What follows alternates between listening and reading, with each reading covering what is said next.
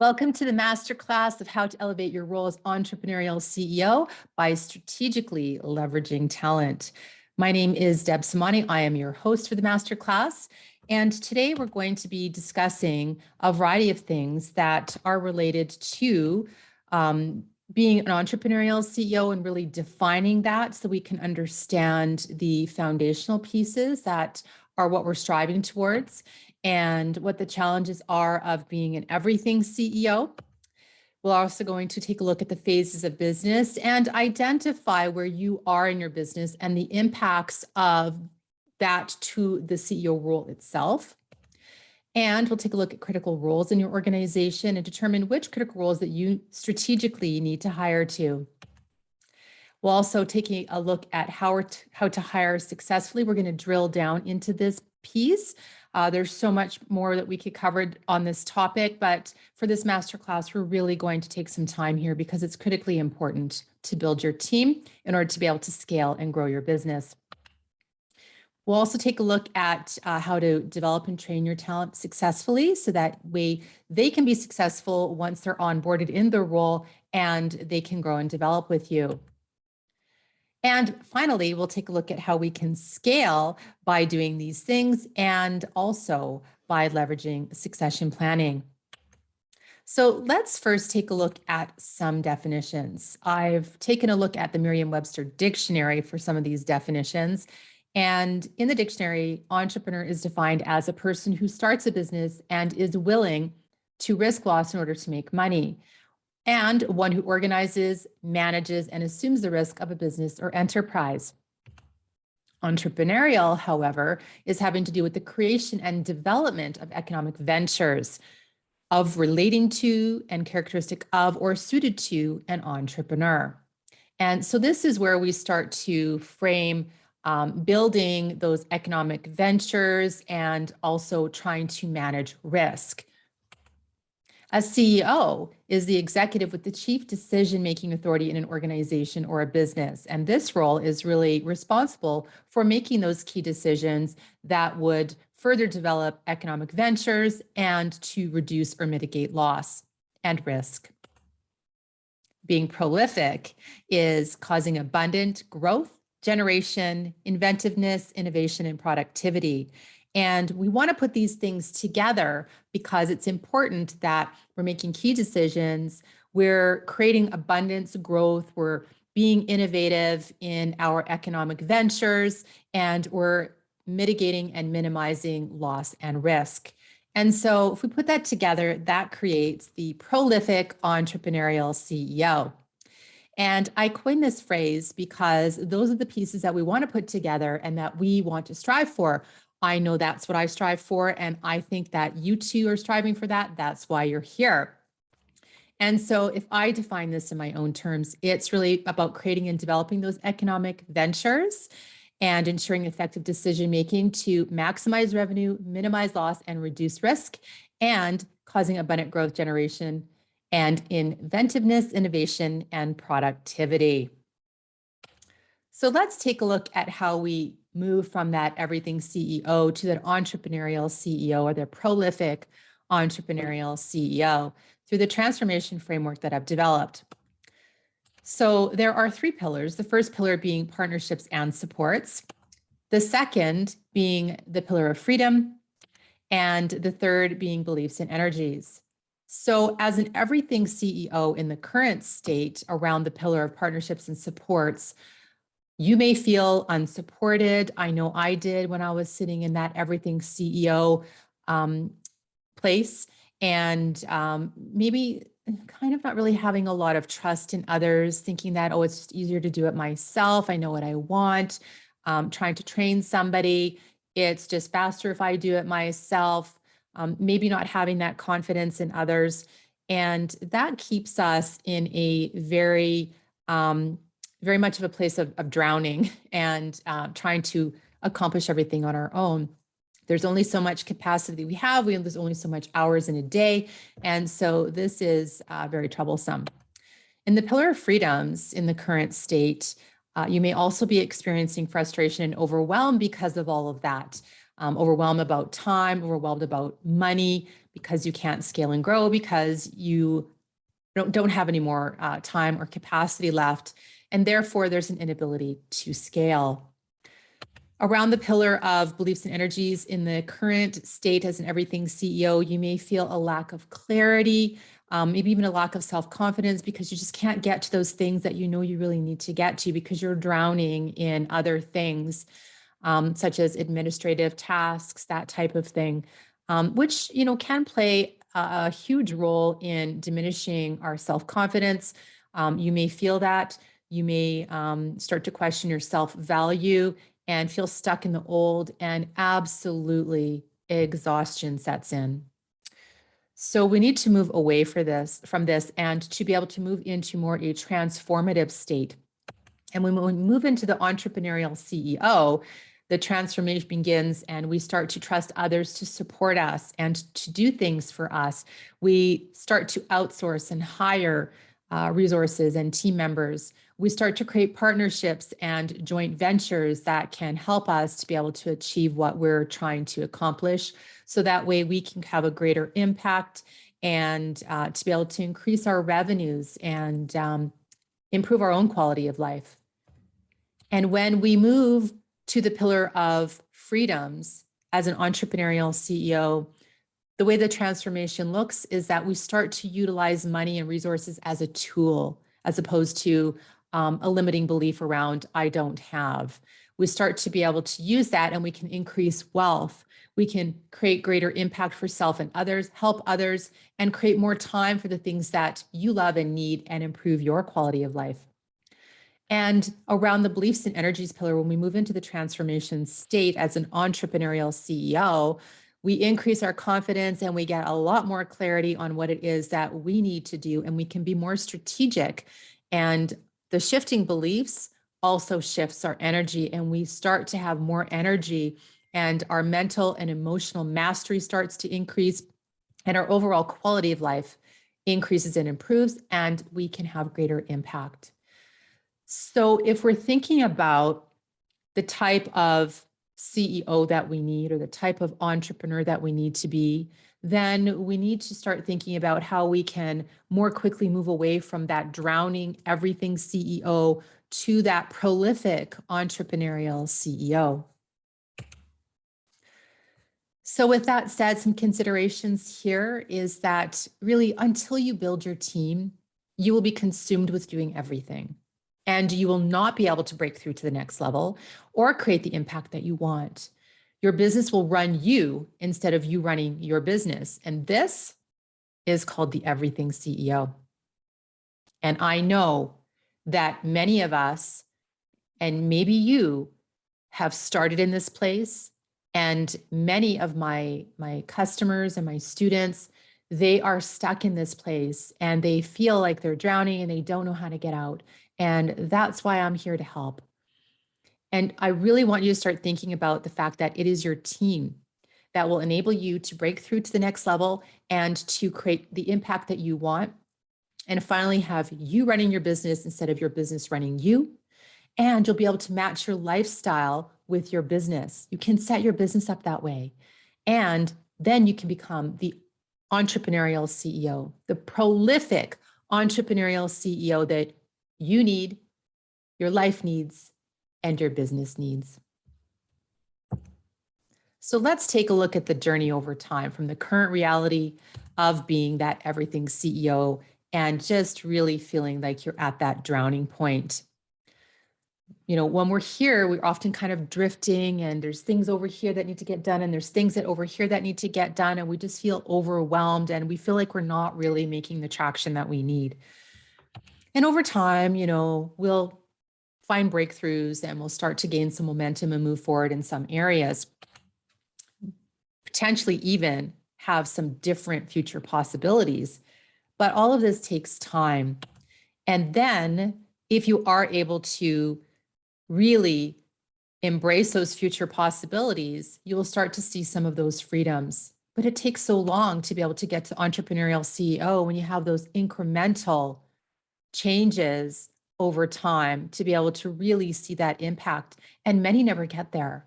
but there's a much better way. You need to take decision and take action, but you can accelerate that path to the entrepreneurial CEO and get the transformation point that you're really seeking a lot sooner and a lot faster. So, would you rather A, be the hard worker, working 80 hours plus per week, you having to do all the work and serving one-to-one, trading time for money, having minimal positive impact for not only yourself, but those around you and even your customers, because you just only have so much capacity and time. And it impacts your quality of life, having a reduced quality of life and no time for anything. Or would you rather be the entrepreneurial CEO, working 20 hours or less per week, if that's what you choose to do, because you can, leveraging your programs and services and serve many to one, and grow your business while you leverage other people's talents. Build and sustain wealth instead of trading time for money, creating massive positive impact for yourself and others, and improve your quality of life and have time for the people and things that you love. Well, I know I choose B, and that is why I've created this framework. And it actually is the foundations to my signature program, which is the business optimization scaling system. In this program, we go through the game plan, and we look at mental and emotional mastery, because as an entrepreneur, that is critically important. We look at your strategic planning, systems and structures for your business, ensuring operational effectiveness and efficiency, and good process management. And we also learn how to have strong leadership, build strong teams, high-performing teams, and a high-performing culture within your business. And with all of these things pieced together, and we'll also look at how to scale. But you can't scale until you have all of these building blocks, these puzzle pieces together. And you can have a bit of a choose your own adventure on this path. If you're starting, you can go from A to Z, but you can start in different areas depending on what you've already done successfully and can continue to build on it. But you may find that there's pieces that you may have missed, and you might want to go back and ensure that you have all of these pieces in place as well. So this signature program, it does cover all these pieces it has multiple lessons within each of these modules, but today we're just going to be focusing on the leadership, teams, and culture puzzle piece, but more specifically around leveraging your talent. So first, let's talk about the phases of business. It's really important to be able to identify this for yourself, because you'll understand where you are now and then where you need to go to. The different phases that I see my customers and my students moving through in terms of business maturity are the ideation, which is the dreamingpreneur phase. In this phase, it's more about development and planning. There's usually one employee, and it's probably you. And then they move into this launch or startup phase, which is the newpreneur or solopreneur. This is a survival phase. It's really about we just need to get started. We need to launch, and it's do or die. In this phase, it's usually 1 to 10 employees, often on the lower side. And for many entrepreneurs, and this may be you, it's still just you, because you're afraid to spend any money on hiring resources in this phase because you're just launching. And it can be a slow process to launch when it's just you doing everything. The next phase of business maturity is the accelerate phase. So this is the business leader phase, where hiring and growth starts to surface and scaling starts to happen. And that's usually about 11 to 19 employees. And then we move into the mature phase, which is the entrepreneurial CEO. This is an established and known business. It has stable growth and often is 20 to 30 plus employees. And then the last phase is the renewal or decline phase. So you're either going to renew and pivot, or you're going to start to decline and make decisions about exit strategies. This is also an entrepreneurial CEO phase. Again, it's very strategic in this phase. The business is established and known, and it is either stable or on the decline. And so either renewal is going to happen to increase away from the decline, and pivot and move into mature again, or there might be a possible exit strategy here. But again, there's usually 20 to 30 plus employees, unless then the entrepreneurial CEO strategically decides to exit, in which case then we'd start to see a reduction in employees. So let's dig into this a little bit further. So what are the traits of the CEO by each one of these phases? So in ideation, we start to see a mindset of a launch CEO. It's about exploration and really trying new things and trying to test to see what works. The characteristics that the CEO must have in this phase is really about being an employee, because they're often the only one.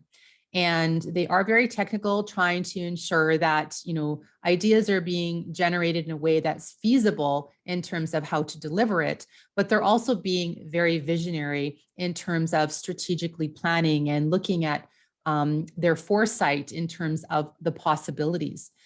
The time spent on strategy here is about 95%. And then operations and tasks is about 5%, because they actually haven't launched anything yet. So a lot of, strategic planning and putting business plans together and forecasting budgets and that type of thing. So the areas of focus here is, how do we make profit? And putting some processes together to be able to support that ideation and the planning and development piece. People is last on the list here, because it's often just one person, and it's often you. And or it could be a group of partners. And so the focus on people is typically not the primary focus here.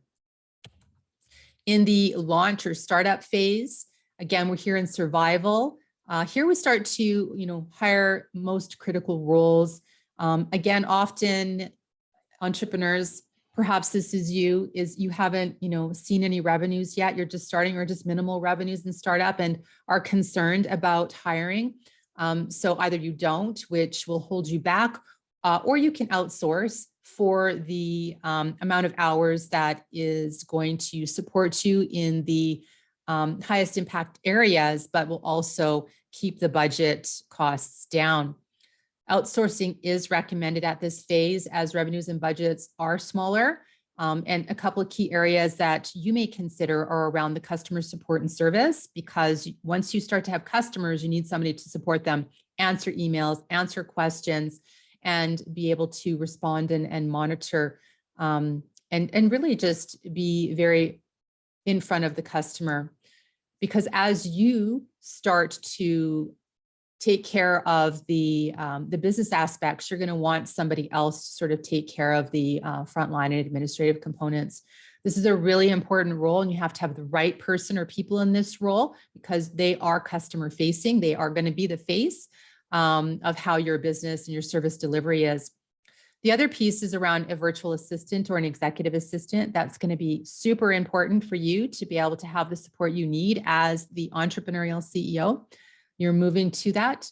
And so as a solo entrepreneur, you do need to have some administrative support. Otherwise, you get mired down in that, and it's very difficult for you to do other things. Sales and marketing at this stage, because it's launch and startup phase, is often you. You might have some partnerships or joint ventures with people or other companies that could help to promote your programs, products, and services. But often you don't have an in-house sales or marketing department. You can outsource this and help to get some leads generation and that type of thing, which is really important for launching. And there's ways that you can do that. I'll show you in a little bit in terms of some different ideas to be able to outsource these functions. But it is extremely important, because if you don't market and sell your programs, products, and services, you won't have any revenue, you won't have any customers. And so you're not going to be very successful in launching your business. In this phase, you need to be very, very creative, and you need to establish that creative culture, because you're in launch. In startup, you need to try new things. You need to be open to, testing different things as well. And so it's really important to set that tone for the culture right from the start. And the CEO at this phase, as I mentioned, is in about launch mindset, about surviving and just really making things work and starting to generate some revenue. The characteristics here, they're also sitting in an employee mindset because they're still doing a lot of the tasks and activities with regards to operations. They need to be more technical at this phase because they need to put some processes and some rigor into what they're doing so that it's repeatable. And they need to be able to do some analysis to be able to ensure that they are able to provide some incremental improvements and continuous improvements. So the next time that they repeat the process, it gets better and better. They're still visionary because they need to ensure that they've got their line of sight on the end goal. But if you're sitting in this particular phase, you may find yourself spending just about 10% on strategy and 90% on the operations and tasks. So areas of focus here are still profit because, in the launch and startup, it's all about getting revenue and making sure that we're able to survive, the initial startup phases. But there's a little bit more focus on process, again, as I mentioned before, so that way we can repeat and improve. And then thirdly, around the people, because we're just starting to hire or outsource at this stage. There's still very few employees. And so it becomes sort of the third priority in this list. Then we move on to the accelerate phase, which now you become business leader. You start to have more employees and really focusing on running operations. This is more of a hiring, growth, and scaling phase. Really need to understand how you need to hire and which roles are going to provide you the opportunities to scale for growth. At this point in time, it's really more about a balance between insource and outsource. Again, looking at budgetary requirements and looking at the key roles that are going to help to support that. So again, a virtual assistant and executive assistant are really important. You might move from an outsourcing model to an insourcing model here. That doesn't necessarily mean that they're going to be, in the same building. They can still be remote, but instead of moving from like 10 hours a week, you might have someone full-time in that role. A customer support and service role, same type of thing. They might move from, a part-time virtual customer support and service role to more full-time. It may be, in-house, it may be remote, but these roles start to become more part of the staff. Business manager is a bridge between the customer support and the operations role. As you get bigger and you sell more programs, products, and services, you need to have more support for this. And you start to need to have someone who can help to horizontally integrate those roles. You'll also have the sales team, which is going to be about the leads generation. You can start to insource them and really start to train them how you want your programs, products, and services delivered, and the key messages for sales, and how the support calls and the sales calls are framed. You may also still continue to have partnerships and joint ventures. This is very lucrative, and so I'd encourage you to continue doing that. On the marketing side, a social media manager will start to become more important, and also probably moving more from an outsourced model to an insourced model. This is kind of like your media buyers, and people are able to utilize social media and ads and get organic traffic as well. Again, you can have partnerships and joint ventures here as well, but you're going to need someone probably more full-time. There may be a blend of insourcing and outsourcing here too, because of course there's a lot of key functions under the umbrella of marketing, and you get people who are really experts in certain areas as well.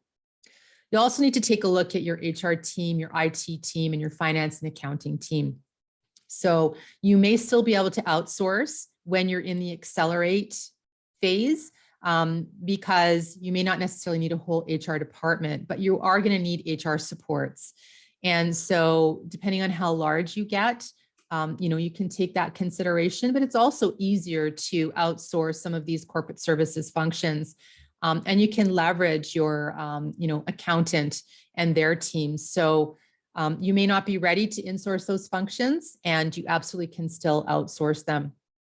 But you do have to know how to delegate tasks in this particular phase. As business leader, again, you're really focused on the success of the business and service delivery and making sure that you have customer satisfaction and are able to really start to maximize on the customer lifetime value and ensure that your customers have a path with you so that way they can continue to do business with you. And making sure that you still have that creative culture, because you're accelerating business. You need to be agile. You need to be able to pivot and move with the market and what your customer demands are. So the mindset of the launch CEO is first and foremost, making sure that the business success and your programs, products, and services are successful, that your customers are satisfied. You need to do reflection and lessons learned and make sure that you're looking at the influences from the marketplace. There's going to be social, economic, environmental, technological, legal types of impacts that will impact your business that you need to be mindful of and watching for, and then integrating into your business so that way they don't impact you in a negative way. You can be planful about it in terms of how you respond to those. The characteristics of the CEO at this phase is really all about management, being the manager of the people, managing the operations. It's highly technical as a result. Still having that visionary piece, however, because you do need to keep your mind, your eyes on the end goal, but because you end up being kind of a doer in this phase, 80% of your time will be spent on operations and tasks and only 20% on strategy. The area of focus here starts to put people in the forefront because you're increasing your team. There's more people to manage, more oversight of the types of things that they're doing and the quality that they're delivering on, and making sure that goals are being achieved. Next comes process to make sure, again, that those goals can be achieved, and that there's mechanisms for that to be able to happen. And execution is of critical importance as a business leader in this phase. Profit is always going to be there because profit is king. If you don't have profit, you're not in business. But unfortunately, it takes sort of a tertiary seat when you're being the business leader because you're so focused on those operational tasks, just making sure that service delivery happens. And it can become very challenging to actually be that CEO. Where you want to move to as quickly as you can out of that phase, which requires a strong team to allow you to elevate your role, to be able to move into that entrepreneurial CEO role, is to be able to move into more of a mature phase of business. This is where the business is established and known. It has stable growth. There's probably going to be about 20 to 30 plus employees. And you need to ensure that you understand what your critical roles are. Because if those roles are left vacant, it will bring you back into the operations and prevent you from being that strategic entrepreneur that you need to be in that CEO role. You'll still need to have your virtual assistant or EA. It's always going to be important to have that administrative support.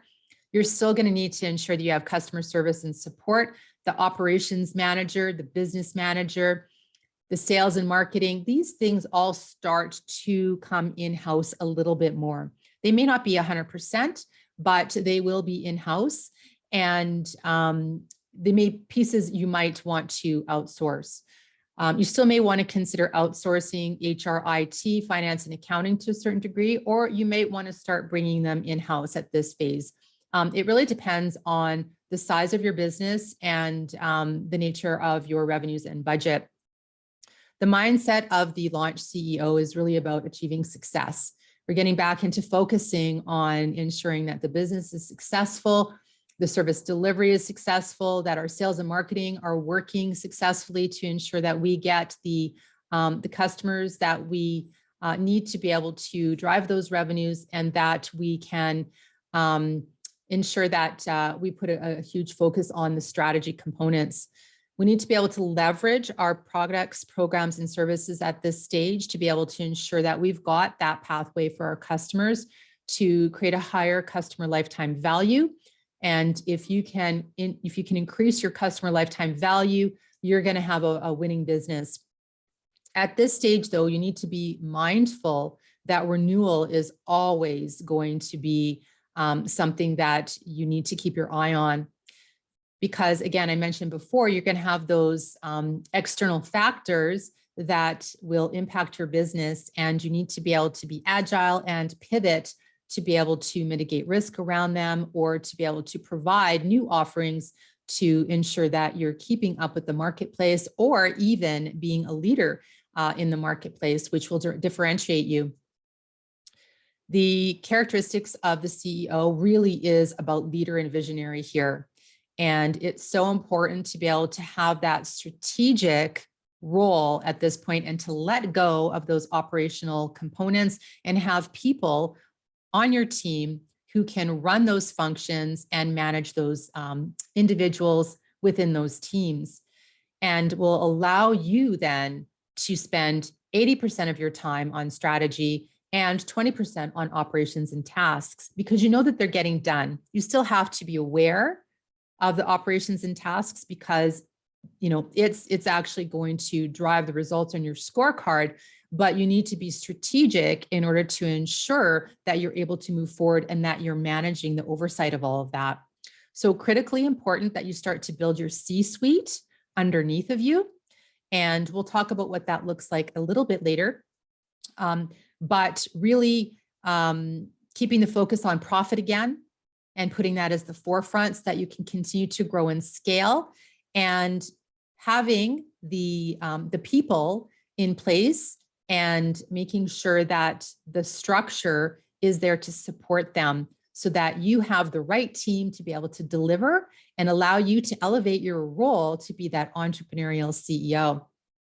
Process is tertiary for a mature business as an entrepreneurial CEO. And it's not that it's not important, it's just that now you have the team there who has the accountability to ensure that those processes are in place and that they're functioning with the most efficiency and effectiveness that they can, and providing the most value, and that they're lean, so that you can, again, go back and increase your profits and have continuous improvement and have a very positive impact for your customers.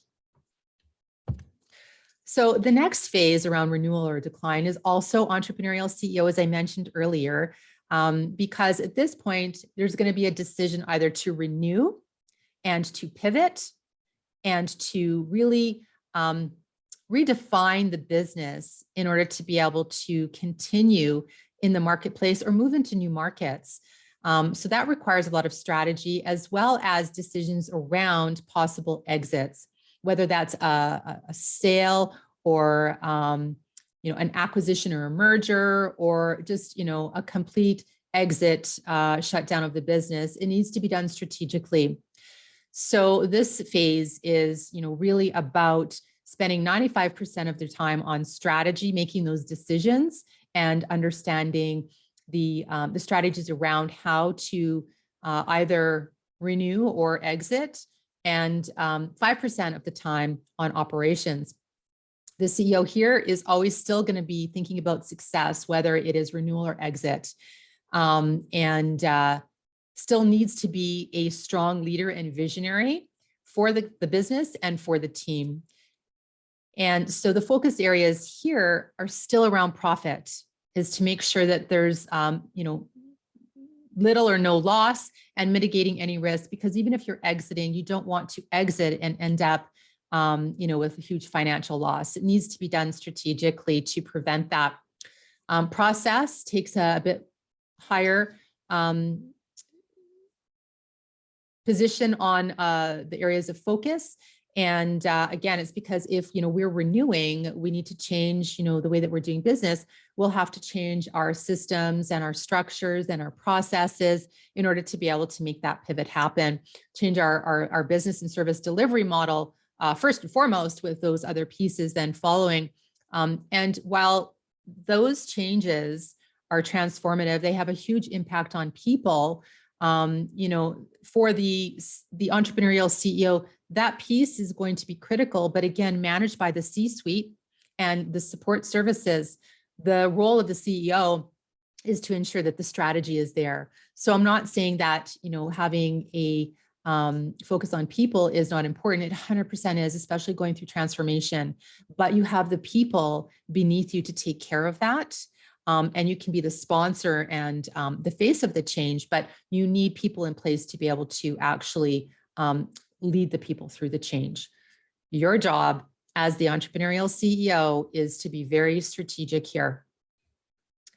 Okay, so thinking about all of that, let's take a look at all of the roles in your business. I want you to frame up an org chart. And I want you to put all of the functions on your org chart so that you can map it out. And then once you've had an opportunity to do that, I want you to think about how many you are doing right now.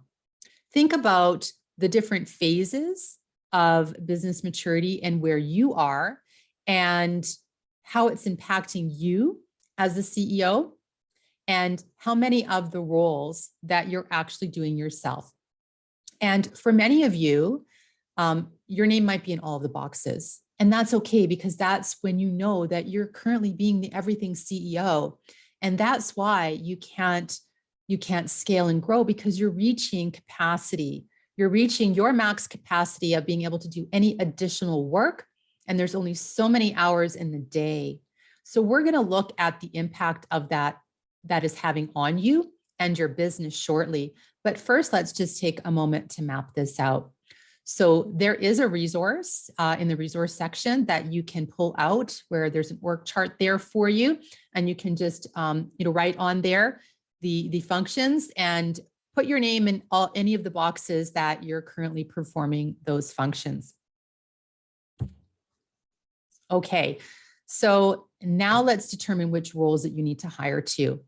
So now that you've identified the functions on your org chart and the ones that you're performing, I want you to identify the tasks for each of the functions. So just in bullet point, just put some of the tasks, and we're then going to be able to take those tasks and prioritize them in terms of importance and impact. So we want to be able to take a look at where you spend your time and look at the effort against the time that you're spending and the impact that that's having on your business. And we'll also take a look at the rate values, your rate value versus the rate value of the actual tasks. And so I do have a tool for you to be able to do this as well. And, one is an activity log and the other is the prioritization matrix. I'll introduce that in a moment, but let's think about this as we go through the exercise in terms of what it's costing you. It's costing you money and growth to be the everything CEO, and you're going to see this for yourself.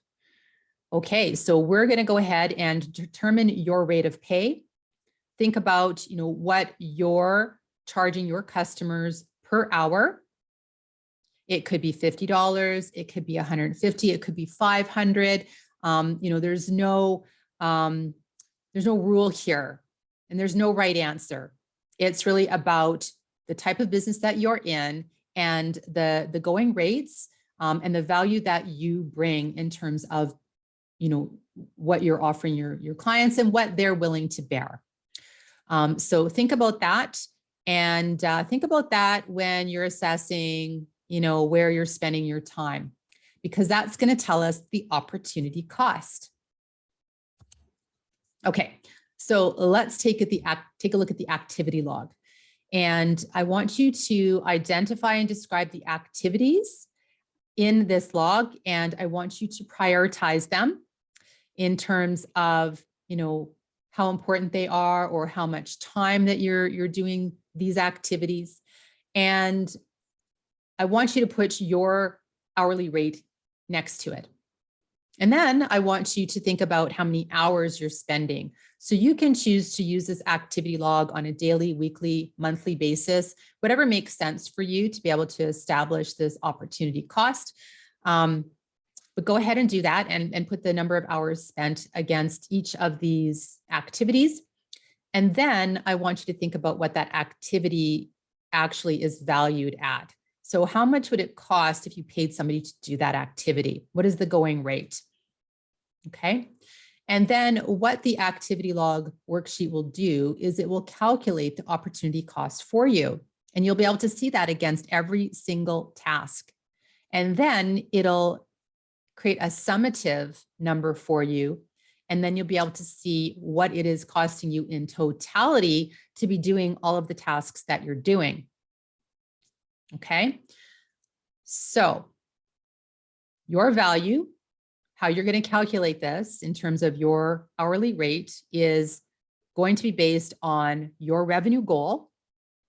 And then you're going to divide that by 2080. Now, why 2080? It's the number of hours per year that someone typically works full time. That includes, taking out the weekends and the statutory holidays and 2 weeks vacation, that type of thing, right? So you're going to put your annual revenue goal and you're going to divide that by the number of hours worked. Now, if you don't want to work that many hours, then put a less number, right? But I wouldn't encourage you to put a higher number. You want to be able to work less as the entrepreneurial CEO, right? And then you're going to get your hourly rate. Okay, so there's two ways is that you can do it that way, which is the way that I would recommend. But then also you can test that against the market and just make sure that your rate is in the right place competitively. So when we do all of this, I want you to note that the lowest value activities that you spend the most time on and are the most repetitive should be the ones that you hand off, that you hire or you outsource, hands down. You're going to see huge opportunity costs against those because if you're doing those low value activities that are repetitive that other people can easily do, you're not leaving yourself time to be able to do the things that you absolutely need to do for your business to grow and scale, or are the tasks that only you can do. Again, there's so many hours in the day, and you need to leave time for you to do that. And you need to move off those other things that other people can do. Okay. So let's take a look at the prioritization matrix in terms of impact and effort, right? So on the vertical side, we've got impact going from low to high. On the horizontal side, we have the effort going from low to high, and we have 4 quadrants. The lower 2 quadrants are low impact.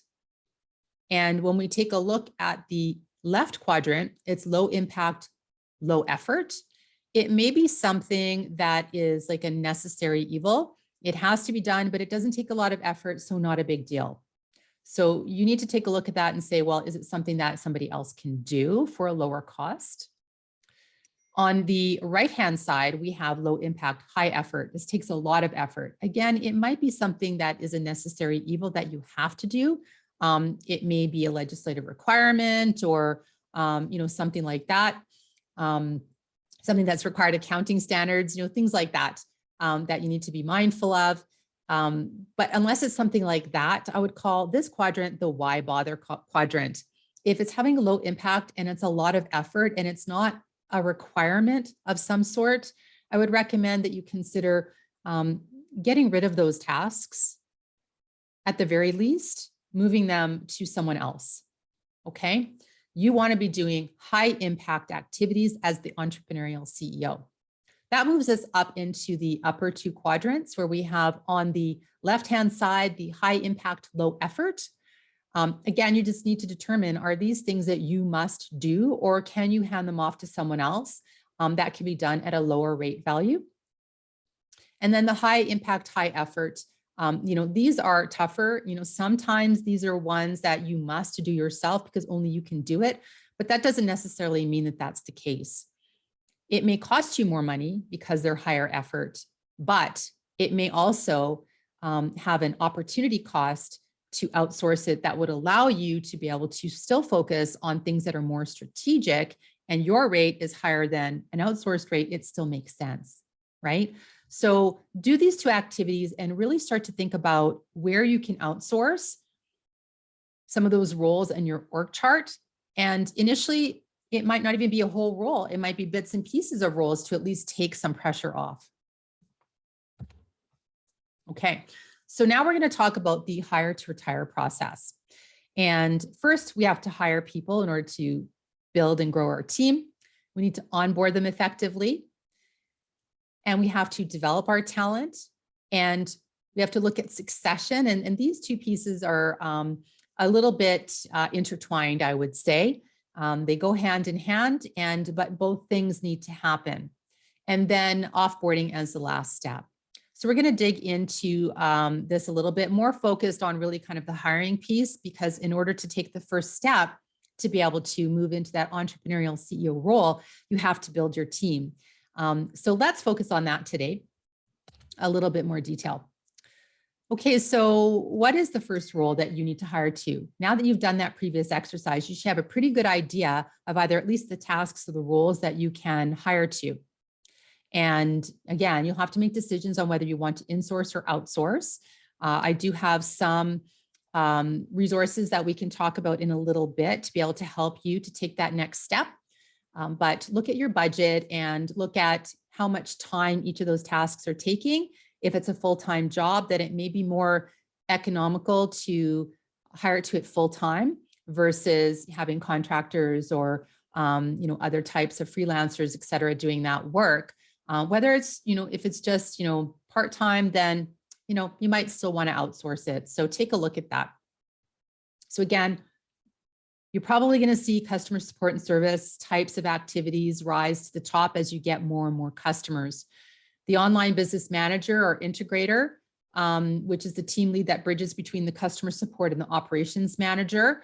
That's someone you're going to start to see that you're going to need more as you get more customers and you have to deliver more programs and services and products to them. The implementer is that person, it's the operations manager and service delivery. They're focused on ensuring that the services and the products and programs get delivered with quality for all of the customers and that all the customers are satisfied.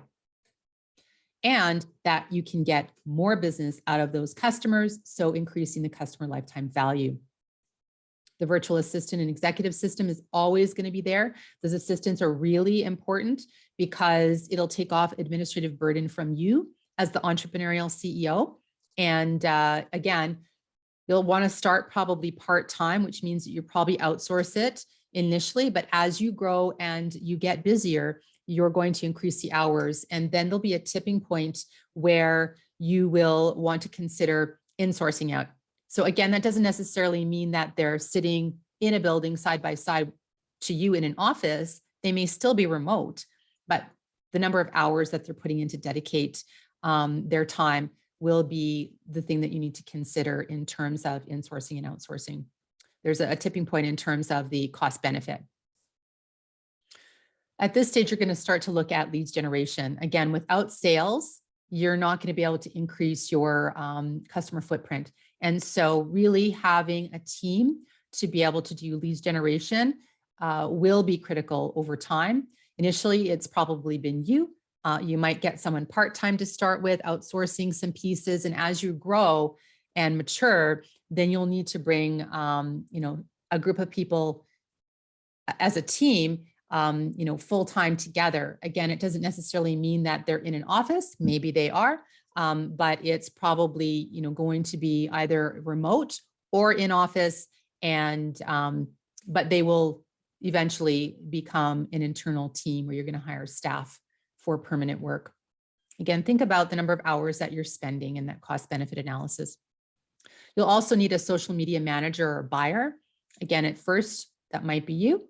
But as you move into the entrepreneurial CEO role, you will start to outsource portions that are, again, repetitive types of tasks that are things that you don't have to do, that others know how to do. They have the skill sets to do.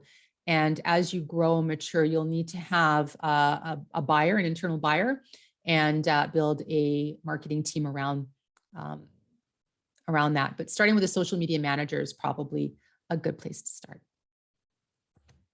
Okay, so where do you hire? Well, it depends if you're insourcing or outsourcing. If you're insourcing, again, you're hiring staff. They could be full-time or they could be part-time, but you're going to pay them a salary, a wage, maybe a temporary contract of employment, which is for a term, usually without benefits. Often you'll give them a little bit of a boost on the salary to compensate for the lack of benefits. With a salary, you may add benefits on top of that, but something that you'll need to determine for your own business in terms of what you offer. You may hire students or interns as well. Those are great options as well when you're just starting out, someone fresh out of a college with,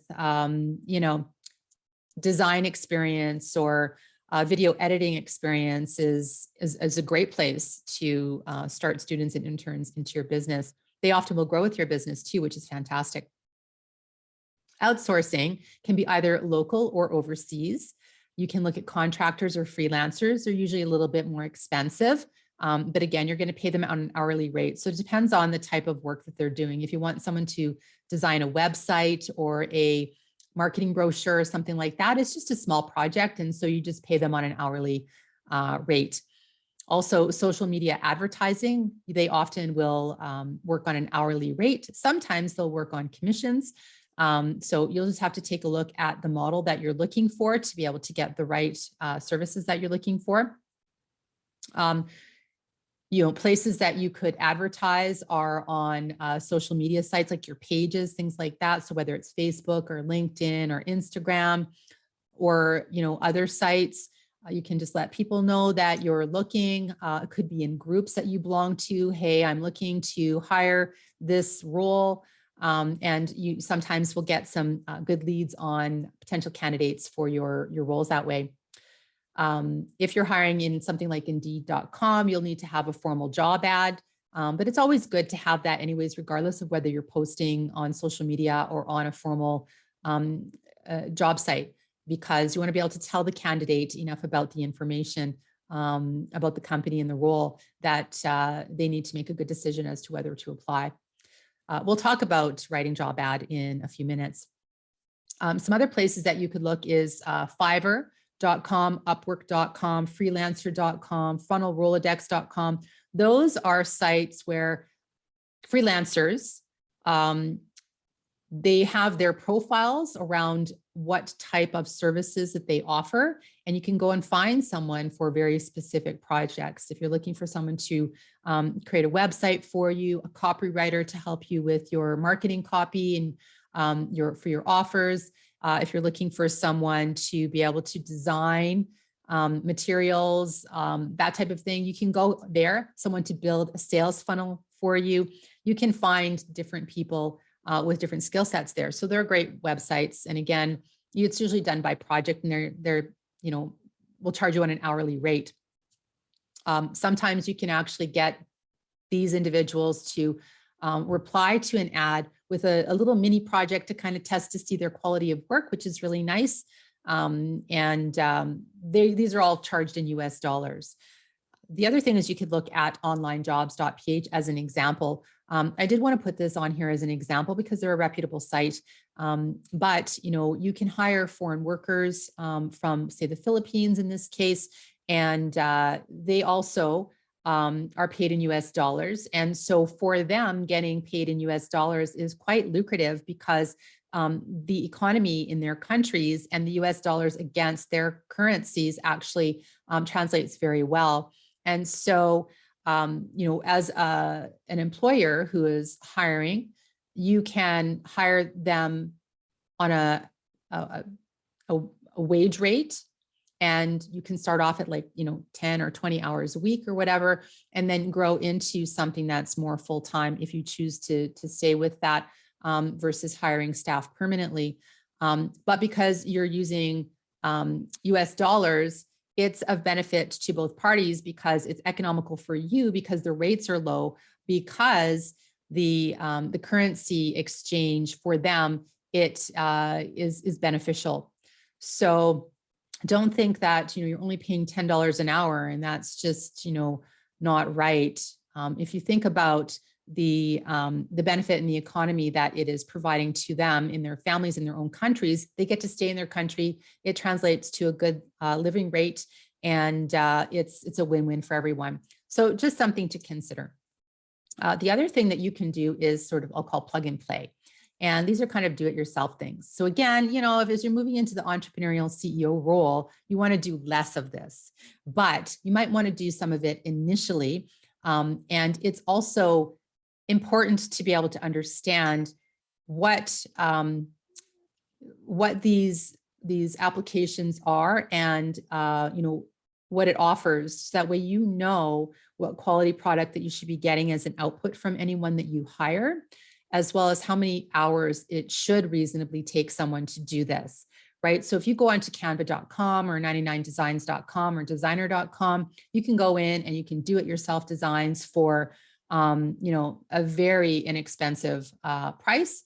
And it really is plug and play. The same thing with do-it-yourself advertising.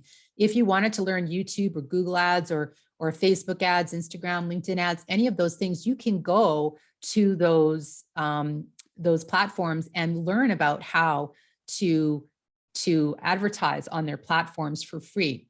They give you the free training because they want you to advertise. They do make it simple in order to be able to learn it. So again, I would recommend that you learn enough to understand, so that way that you're going to get good value out of somebody that you outsource to. But if you want to truly be that entrepreneurial CEO, then you need to hand that off, because if you don't, you're either a designer or a buyer. You're not an entrepreneurial CEO. So think about that. And think about how you want to be able to source those critical roles that we just uncovered, and that you just uncovered for yourself, in terms of where you are in business maturity. So if you are in the launch phase, what roles you're going to need to critically help you with being able to create content and to be able to advertise and launch it, versus when you're in a more mature phase where you're going to need additional supports around that service delivery component, as an example. Okay, so we really need to understand the importance of the company culture and the team as well. So when you're hiring, you need to be able to articulate that to potential candidates. And if you can't describe that, you need to sit down and you need to really describe what you want your company culture to look like. It's so important, because if you have a mismatch of employees with your team and your company culture, it's going to create friction. So understand what you want for your company culture to look like, what you want your team culture to look like. If you're really high in collaboration, that type of thing, then you need somebody who's going to work well in that environment. Understand what you stand for and what you stand against. What are your core values? What are your company core values? And you want to match the interview for that organizational culture fit and team fit to prevent any misalignments and any frictions between the team members. Because if you have a lot of friction with your team members, it creates a lot of necessary interventions and micromanagement from you. And that's just a time waster for everyone. And at the end of the day, they won't work well together, and they can't move out of the forming and storming phases into the norming and high performing phases, because they're stuck in constant conflict management and resolution, which is not healthy for anyone. And then you might risk losing your high performers if you end up keeping someone who's toxic.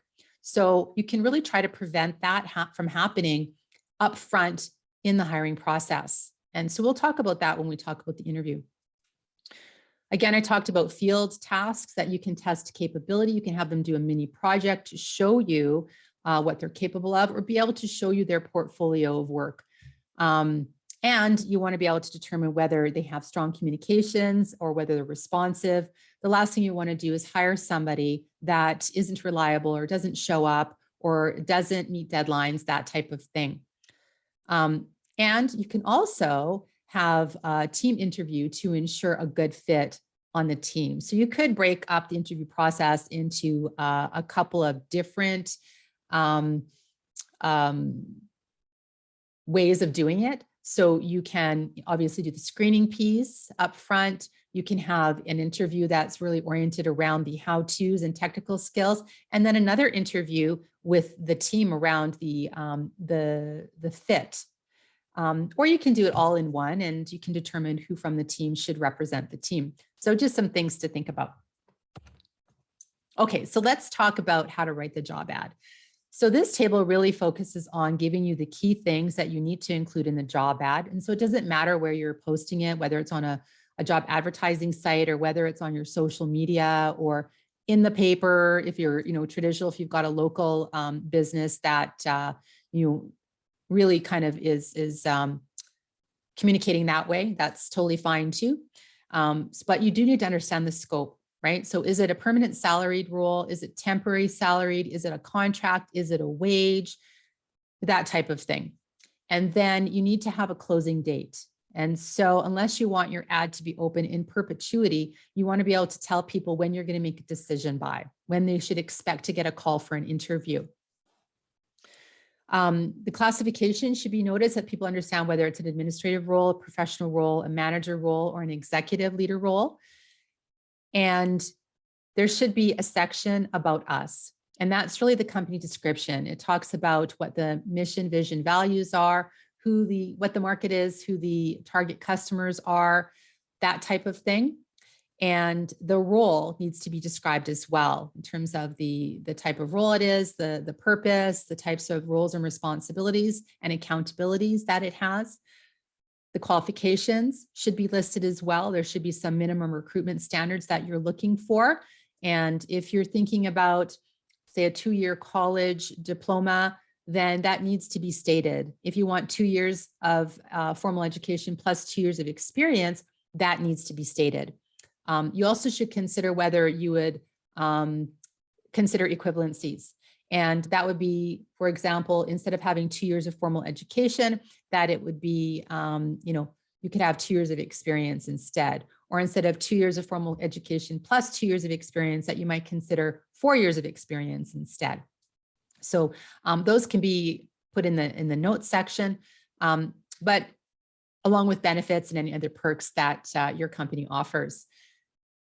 In terms of salary and rate, a lot of companies don't actually post this. And I would encourage you to think about this, because I know for myself in the past, I haven't applied on jobs that didn't actually put that information in the ad because I didn't know whether it was in my range.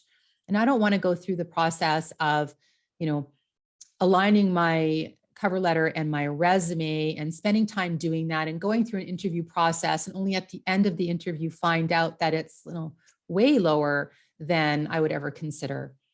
And so I really want us to be able to think about that and consider whether you would want to post it.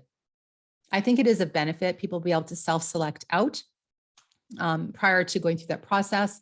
You don't want to get hundreds of resumes that you need to screen through and then find out that a good chunk of them aren't even interested because the salary or the rate isn't even in the ballpark.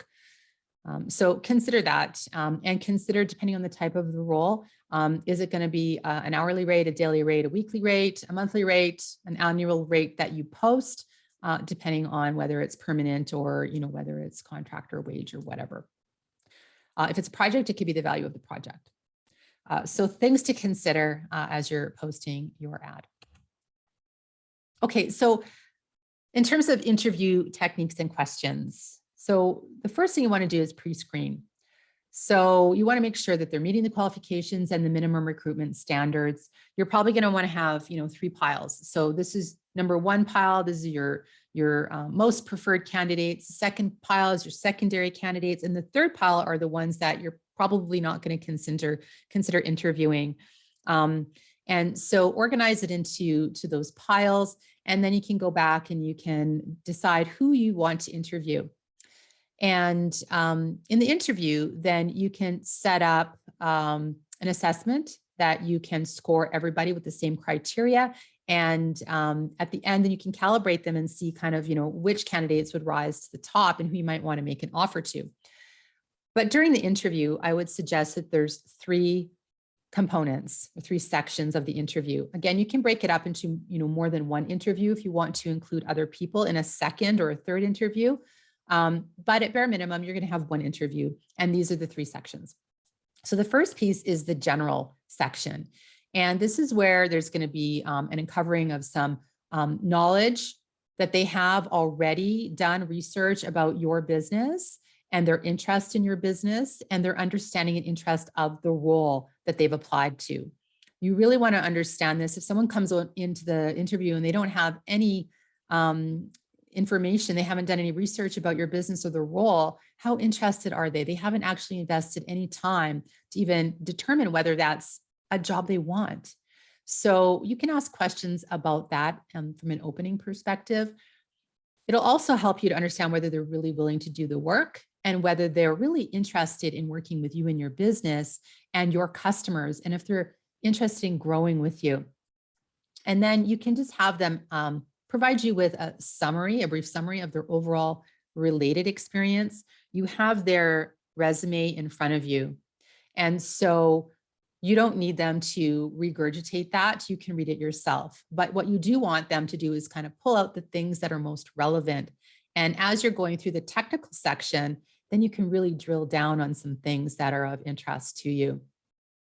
So the next section is about the technical. This is about the know-how. They need to be able to demonstrate that they actually can do the work, that they have the skills, the capability, and the knowledge to do the work, and maybe even some transferable knowledge. They may not have done that exact role before.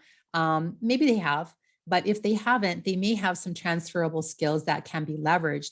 And they may have skills that actually you didn't advertise for that you can really leverage.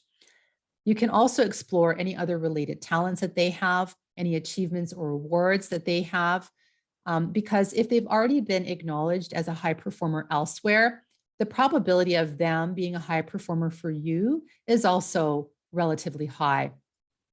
I would suggest that you give them scenarios.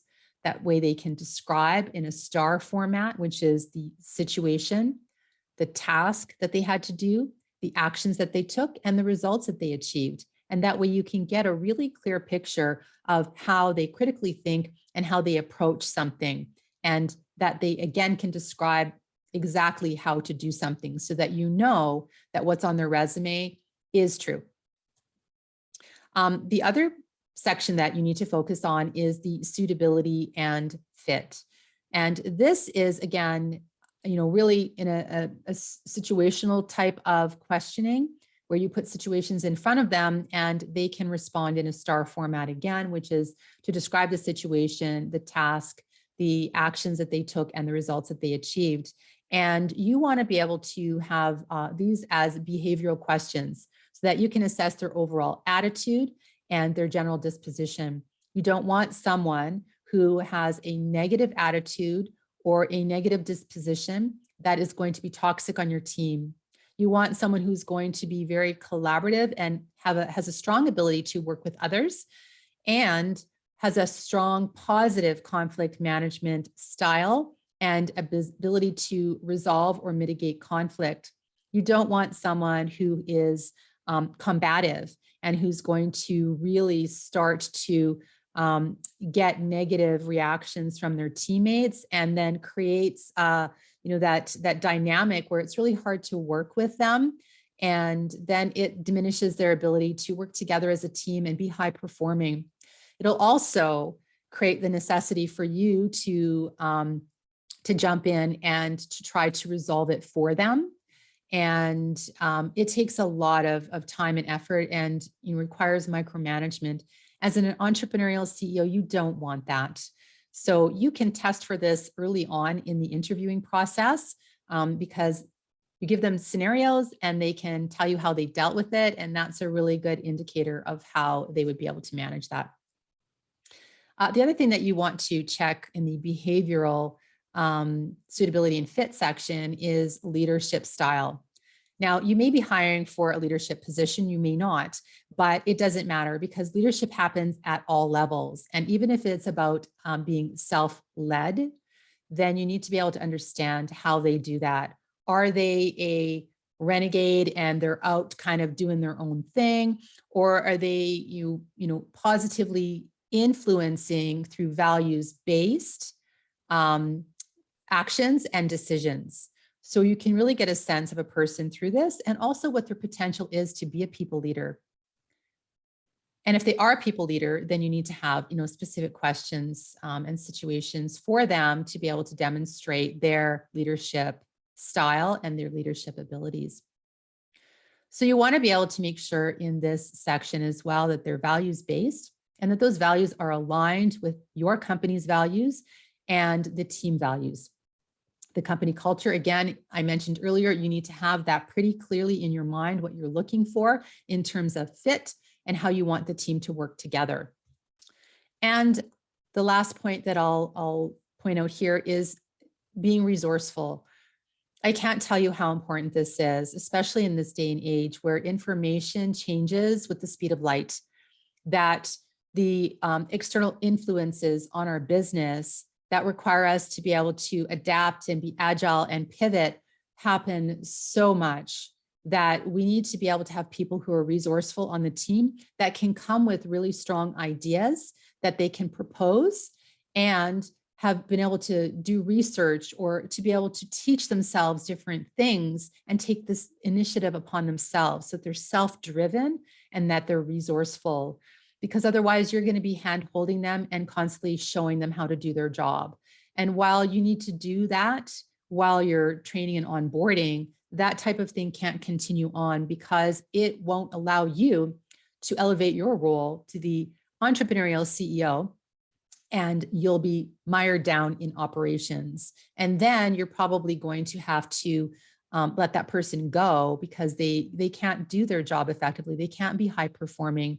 And that's a cost to you to go through that whole process of hiring and onboarding and training and, you know, them leaving and then you having to bring someone else on and do the same thing. There's a cost to that.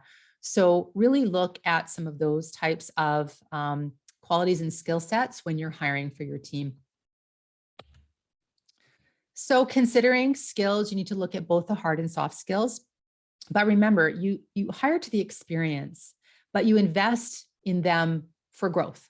You want them to succeed. You want them to grow with you and have the potential to be able to grow with you as your organization grows and as new roles open up in your organization, because it's much easier to train and grow someone internally than to always be bringing in people cold. Now you have to have a balance of that. Sometimes, you know, new and creative ideas and experience are important as well. But you don't always want to be hiring in new. You want to be able to give people internal who have proven themselves opportunities because then they feel valued. They feel like they're growing and you'll be able to, you know, retain them. And again, there's huge benefits to that. There's always a learning curve.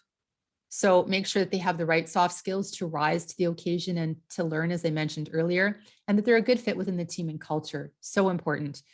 Make sure that they're coachable, that they're open to feedback, they're willing to grow and learn. They're not just stuck in one way or get very defensive when you coach them, and that they have that growth mindset. It's super important.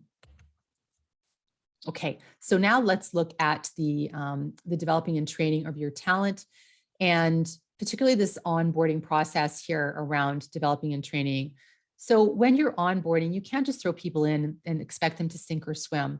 They may swim, but often they sink because even if they've done the same job before in another organization, your business is different. You do things differently. So you need to tell them how you want things done in your business. You need to show them and give them the tools and resources to be successful and have access to the right information to be successful.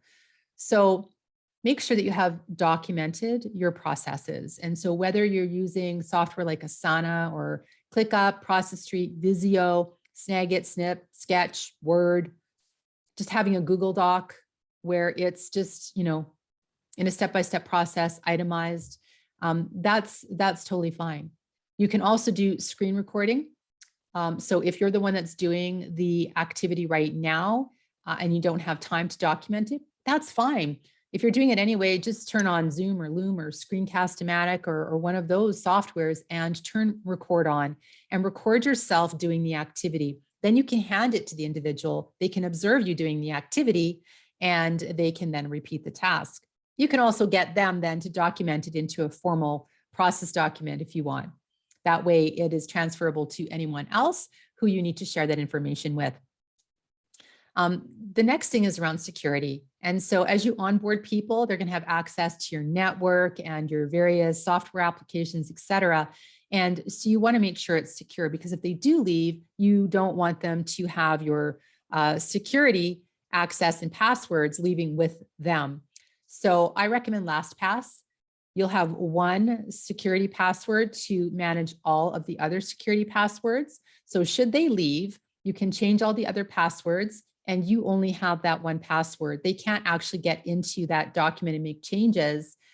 So I recommend that. There is some free versions of a lot of these tools that you can start off with.